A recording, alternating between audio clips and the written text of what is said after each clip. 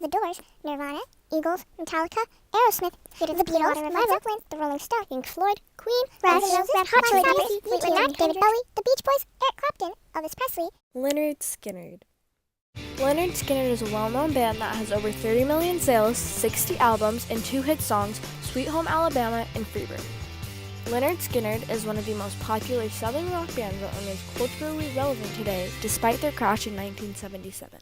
Lynyrd Skynyrd is a country rock band from Jacksonville, Florida. The band started out as My Backyard before changing their name to honor gym teacher Lynyrd Skynyrd.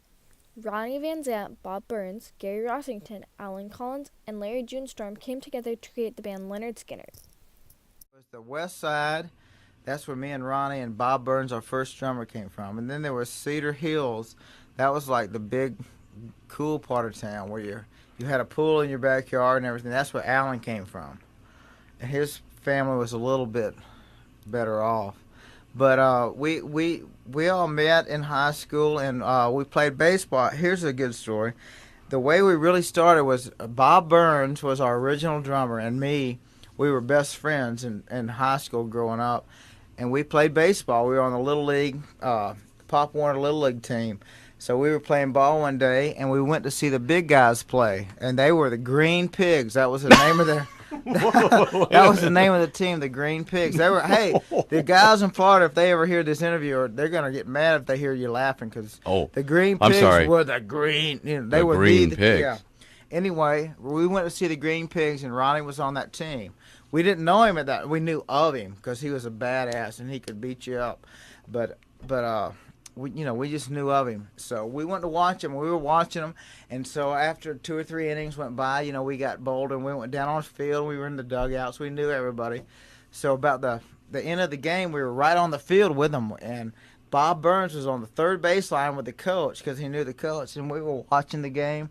And Ronnie got with the bat and he went swung and missed, and then went bam and hit a line drive, smacking to Bob Burns right between his eyes. Oh. Knocked him slap out. We thought he was dead. Oh. And Ronnie went running over there and went, "Oh, God, I killed this guy. It's terrible." We woke him. He finally woke up and went, "What's your name?" And Bob, So after the game, we said who we were, and I'm Gary, and you're Ronnie, and you're Bob. And we went, and Ronnie went, "Yeah, don't you play drums?" And Bob went, "Yeah." And he was still crying. He went, yes, I do. And Ronnie went, "Well, I'll sing." And he went, "Hey, I was a little fat kid, second baseman. I was a real good ball player, and he went, "Don't you have a guitar? If you had, it didn't matter if you played or you were good. It's just if you had one." Just if you had one, and you went, were cool. "Yeah, I got one." I was still paying for it through my paper out, but I went, "Yeah, I got one." So we said, "Well, let's practice tomorrow." And then the next day, after we said, "Well, let's go rehearse tomorrow," or not rehearse, but let's go play tomorrow in your carport, because it was whose mother would let them play at their house. That was very important. That wasn't where you were going to rehearse. It was or whose whether mom, you knew the right licks. I could talk my mother into it. So you were cool. And so we were driving down the road. Ryan was the only one. He was 16 or 17. We were still 15. So he had his own car, and he was driving. So we were driving down the road, and here comes this guy on a purple Swin bicycle with butterfly handlebars, driving down the road 50 miles an hour, and Bob went, "There's Alan." And we didn't even know Alan. He went, "Who's that?" And he went, "He got a guitar too. He's got a guitar." And so we went and slid on brakes on Lakeshore Boulevard. And Ronnie, like I said, he was a badass. He had a bad name. He had a reputation of being tough if you guy. said something bad to him, he'd beat you up. Yeah. And he could do it too. But anyway, we slammed our brakes and jumped out of the car, and Alan saw Ronnie, and he took off the other way, man. Oh. And we had to chase him down in the car. And we went, "Alan," and Bob, Alan knew Bob. He went, "Alan, it's me." He went, "When do you just want to talk?" So Alan stopped and went, "Okay." He was running. And so we went, "Hey, we're going to get together and play guitars and sing tomorrow. You want to do it?" And he went, "Okay." Lynyrd Skynyrd was on their Street Survivors tour when the crash had happened. They had purchased a cheap and janky Convair CV-240 to get them places. This plane was nearly 30 years old. Before they had even gotten on the plane, they could tell that it wasn't going to be the best. In fact, Aerosmith, another famous rock band at the time, had considered using this exact plane for their tour, but later decided against it because it was a very janky plane. And it definitely didn't help that the crew wasn't manning it well. Lynyrd Skynyrd went on tour from January 1st, 1977 to October 19th, 1977. The band had gone to the United States, Japan, England, Scotland, Holland, Switzerland, and Germany, and little did they know that after 60 shows, it would all come crashing down, quite literally. On October 20th, 1977, Lynyrd Skynyrd was 30,000 feet in the air with their career and their position. They were on a plane ride from Greenville, South Carolina to Baton Rouge, Louisiana. The plane ride started out fine. Mark Frank, a roadie for the band, said that while they were flying, there was gas gushing out of the right engine. The plane started experiencing jolting all over the place. The pilots did their best to keep the plane going straight, but it wasn't easy, and then the left engine failed. Shortly after the left engine went out, it was free-falling. The pilots were going to transfer some gas into the other engine because it needed more gas, but they didn't know that it was leaking. Eventually, they tried to have a crash landing, but it turned into them starting to plummet from the sky to a halting crash in a Mississippi swamp, causing casualties. Due to the crash, Lynyrd Skynyrd lost some important people to the band. The crash took the lives of Ronnie Van Zant, Steve and Cassie Gaines, who were brother and sister, the pilot, co-pilot, and the assistant road manager. The album cover of Street Survivors was changed from the band sitting in flames to them standing in darkness. The album cover was changed by Steve Gaines' wife because it was morbid. Since the crash in 1977 and the loss of lead singer Ronnie Van Zant's younger brother, Johnny Van Zant, stepped in to take his place and continued the Lynyrd Skynyrd legacy.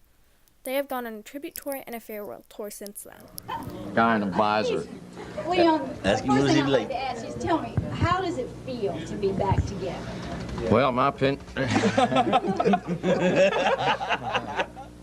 That feels good. Hey, in my opinion, it's just something real well worthwhile for all of us, which is obviously why we're doing it. And our whole main goal and purpose is to, make it as worthwhile for the people and the fans as well, being a tribute tour. And we're just all real excited, and everything's just really seems to be coming together real well. Well, we are too. We're glad to have you back. Yeah. We got Gary over here smiling. Gary, who originally decided to bring you back? How did it all happen? Oh, well, we just, glad. That's a hard one. We just decided, we'd been talking for some months ahead of this, and actually what decided is the 10-year anniversary, so to speak, of the plane crash. Not that that's anything to celebrate, but... Yeah, and so we just decided to do it for the fans, because 10 years after that, they're still playing the music and the records and everything, and so we're doing it for the people. So we decided all together, every one of us here decided to do it, and we all did it. Nobody's at fault of this. Everybody is. You guys sure this is the last Jacksonville Lynyrd Skynyrd concert? Come on, are you sure? Yeah, I mean, you know what? We wanted to play every place one more time. And this One is more time, yeah, so. And it just happened to work out this way, it really did. Have you thought about the significance since you're Jacksonville's own and you're playing in Jacksonville for the last time? Does it give you goosebumps or anything? Yeah, it does, especially with all the news and the coverage. But you here, Tom? Tom Wills. And That's a it's big very deal to special, us. it's real special.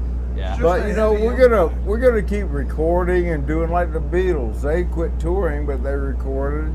They did a show here and there. Yeah. We might do that, but we're not gonna tour anymore. We've been touring our whole lives. It's hard when you get older. We're only 18, how do we look? Yeah, I mean, look at him. You, me! But yeah, this is the last tour we'll be playing here. Yeah. It's very special.